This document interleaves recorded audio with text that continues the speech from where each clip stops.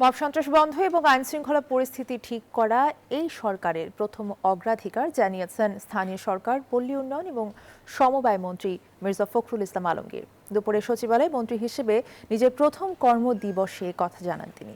বলেন, দ্রুতই স্থানীয় সরকারের সব পদে নির্বাচন দেওয়া হবে। অন্তর্বর্তী সরকারের উপদেষ্টাদের শ্বেতপত্র বের করার কোনো প্রয়োজন হবে না জানিয়ে মির্জা ফখরুল বলেন, তারা একটি কঠিন সময়ে দেশের দায়িত্ব নিয়ে অধিকাংশ ভালো কাজ করেছেন। প্রধানমন্ত্রী তিনি যে দুটো কার্ডটা আমাদের দিয়েছেন, আপনার ফ্যামিলি কার্ড দেওয়া, তারপর কৃষকদেরকে আপনার সহযোগিতা করা, এগুলো অনেকগুলো আছে।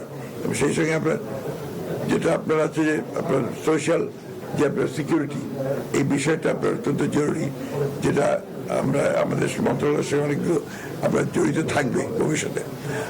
আগের যে অবয়বটা ছিল, পুরো অবয়বটা নাও থাকতে পারে, এর সঙ্গে নতুন কিছু আসতে পারে। চিন্তা ভাবনাগুলো আমরা যেগুলো করেছি সেভাবে আমরা এগোতে পারি সামনের দিকে।